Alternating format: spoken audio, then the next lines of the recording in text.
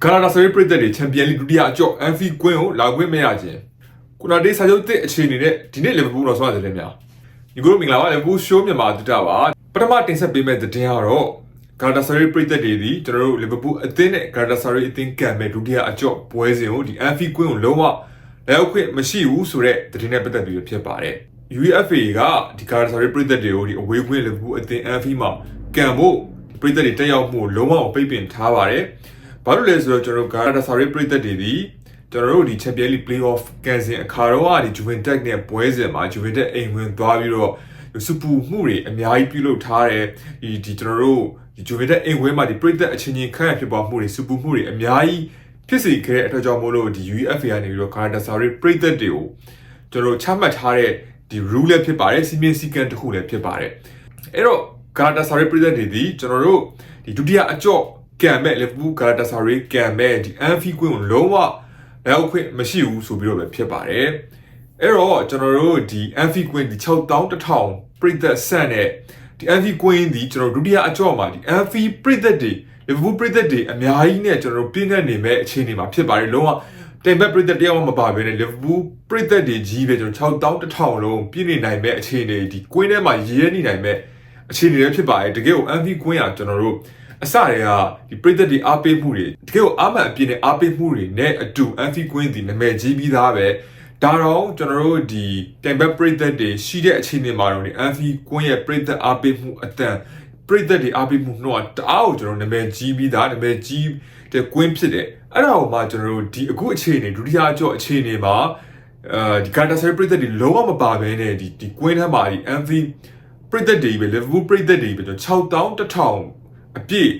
အားပေးနိုင်မဲ့အခြေအနေတစ်ခုဖြစ်လာပြီဒါကတော့တကယ်ကို Liverpool အသင်းအတွက်ဒုတိယအကျော့မှာ Anfield ကွင်းမှာကစားမဲ့ Liverpool အသင်းအတွက်တကယ်အားသာချက်တစ်ခုဖြစ်တယ်အဲ့ဒီစက်ချင်ဘက် Galatasaray အသင်းအတွက်ကလည်းဒီပြည်သက်တွေမပါတဲ့ Anfield ကွင်းနဲ့လာတာတကယ်ကိုအားနည်းချက်တစ်ခုဖြစ်မှာကျင်းတည်တယ်အဲ့တော့ Liverpool အသင်းပထမအကျော့မှာမှားခဲ့တယ်ခြေစွမ်းတွေမကောင်းခဲ့ဘူးတကယ်ကိုကျွန်တော်တို့ဒါမဖြစ်တဲ့ရလဒ်တစ်ခုကိုကျွန်တော်တို့ယူဆောင်လာခဲ့တယ်ဒါပေမဲ့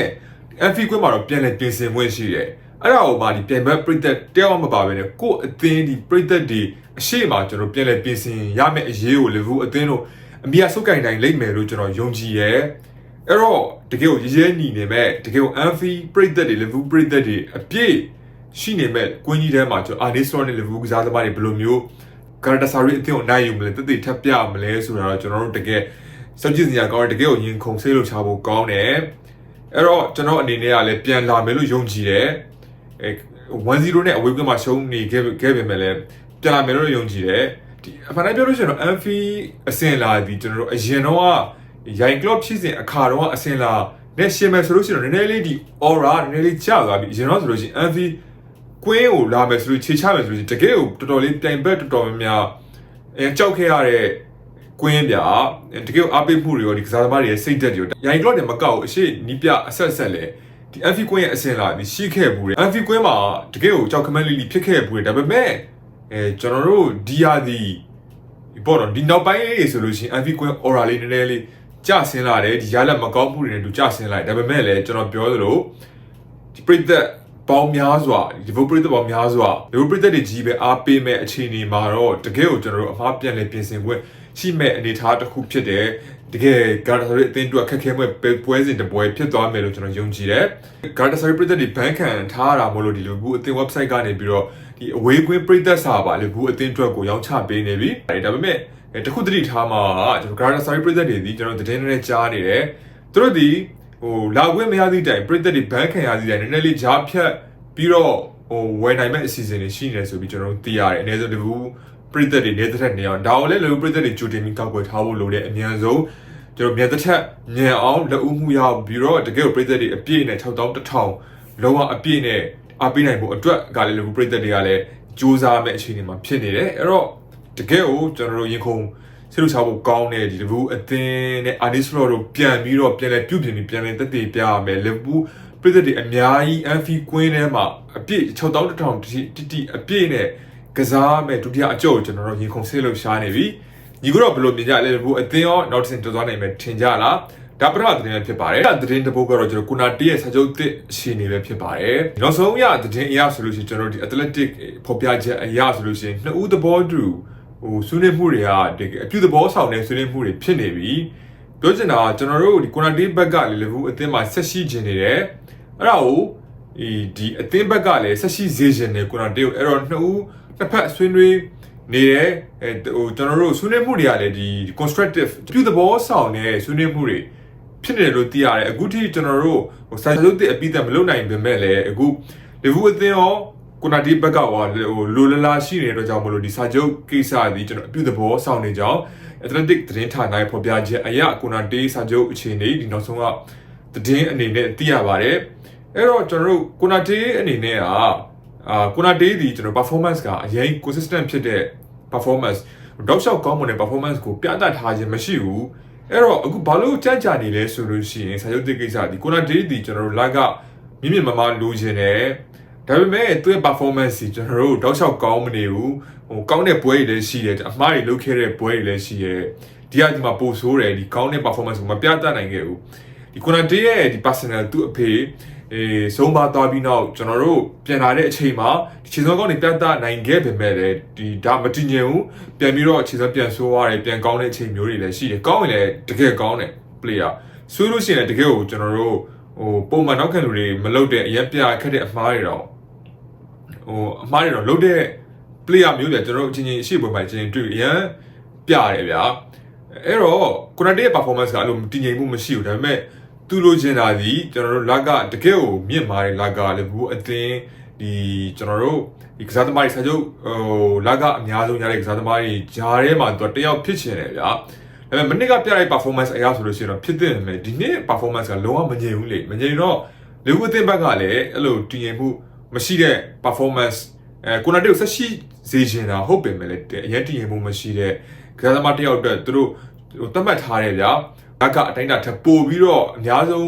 ပေးနိုင်မဲ့အခြေအနေမှာလိုလားမှုရှိမနေဘူးအဲ့တော့စာချုပ်တဲ့ကိစ္စဒီနည်းနည်းလေးဆွေးနွေးရတာအချိန်ကြာနေတယ်ဒါပေမဲ့လည်းဘူးအသင်းအကြီးအကဲတွေဘက်ကလည်းကိုနာတေးကိုဆက်တော့ရှိကျင်တယ်ဒါပေမဲ့သူလိုချင်တဲ့စာချုပ်သူလိုချင်တဲ့ကျွန်တော်လာကအများကြီးပေးတာမျိုးမဟုတ်ဘဲနဲ့တင်းတင်းနဲ့လာကပမာဏတစ်ခုနဲ့ဆိုလို့ရှိရင်လည်းဘူးအသင်းဘက်ကလည်းအုပ်ချုပ်ဖို့အသင့်ပဲအဲ့တော့ဒါပေမဲ့အခုကတော့အပြုသဘောဆောင်တဲ့ဆွေးနွေးမှုတွေဖြစ်နေတယ်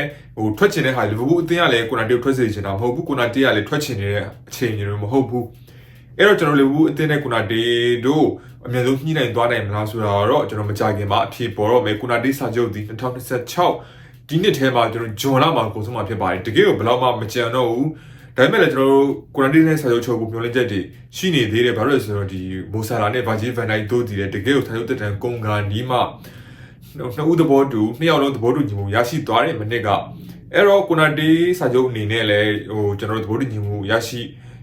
ိဖို့လည်းကျွန်တော်တို့အချိန်ရှိလာတယ်ဒါပေမဲ့ဆက်လက်ဆောက်ကြည့်ရမယ်ကိုနာတေးကပဲရှော့သွားမလားလေဘူးအသင်းဘက်ကပဲတိုးပေးသွားမလားဆိုတော့ကျွန်တော်တို့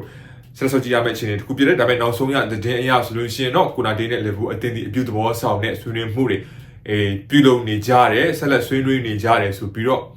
့ကျွန်တော်တို့ဒီ Athletic ရဲ့ဖော်ပြချက်အရသိရပါတယ်အဲ့တော့ကျွန်တော်အမြင်ရဆိုလို့ရှိရင်တော့ကိုနာတေးကိုအမှားများသည့်တိုင်ကျွန်တော်တို့ဆက်ရှိစေရှင်တဲ့သူ့ရဲ့နေရာမှာကျွန်တော်တို့အရန်ကောင်းတဲ့အရန်ကျွန်တော်တို့သူ့နေရာမှာ direct အစားထိုးနိုင်မဲ့player တယောက်မရရှိဘဲနဲ့တော့ကိုနာတေးကိုကျွန်တော်တို့အလွတ်ထွက်ခွာဝင်ပြုတာတို့ကတကယ်ကိုကျွန်တော်စွန့်စားရကြားရဗျာတကယ်နှမျောဖို့လည်းကောင်းမဲ့နေထားလို့သုံးသပ်လို့ရတယ်အခုအခြေအနေကကိုနာတေးက performance ကလည်းမှန်မနေဘူးတည်ငြိမ်မနေဘူးဗျာတနေ့ရွှေတနေ့ငွေဖြစ်နေတယ်အမှားကြီးလည်းပြုလုပ်တယ်ဒါပေမဲ့ဘယ်လိုပြောမလဲကောင်းတဲ့နေ့ဆိုလို့ရှိရင် तू မတူအောင်ကောင်းတဲ့အနေအထားမျိုးမှာရှိတယ်လီဗာပူးအသင်းဒီလည်း Jeremy Jacket Rennes အသင်း Jeremy Jacket ကိုအကျိုးသဘောတူညီမှုရရှိထားပြီးနောက်ရာသီမှာလာမယ်ကာလာရှိတန်ရရှိနေတဲ့ Giovanni Leone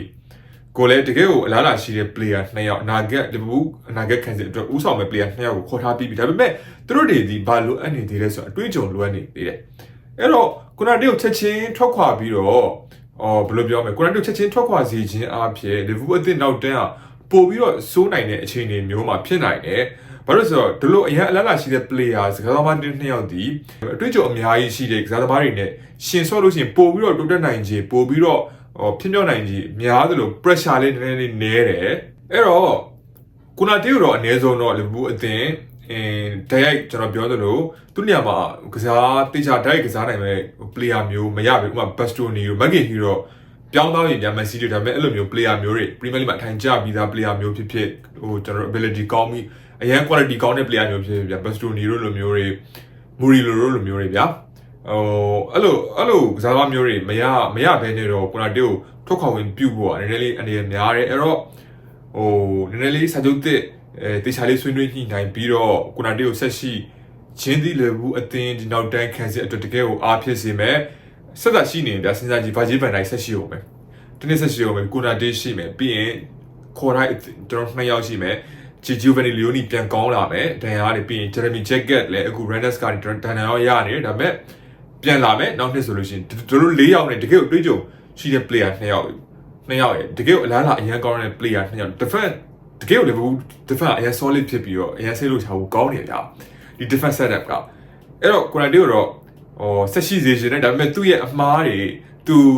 ဒီကပြအခက်တဲ့အမှားတွေမလုပ်ထိုက်ပဲ focus ရော့နေတဲ့အခြေအနေမျိုးတွေတော့ကိုနာတေအမြဲဆုံး short သင့်ဖို့လို့ပြီးတကယ်သူအသက်အရွယ်နဲ့ prime time မှာprime time မှာရှိတဲ့ခြေစွမ်းမျိုးတည်ငြိမ်တဲ့ခြေစွမ်းမျိုးကိုပုံမှုပြီးတော့ပြသင့်ဖို့လိုအပ်တယ်လို့တော့ကျွန်တော်မြင်မိတယ်ဒီကိုနာတေကိုဆက်ရှိကျင်တာတော့မမှားဘူးဒါပေမဲ့သူခြေစွမ်းတွေပိုကောင်းဖို့လိုအပ်တယ်ပိုပြီးတော့တည်ငြိမ်ဖို့လိုအပ်တယ်လို့မြင်မိပါတယ်ဒါတိကျသတင်းဖြစ်ပါတယ်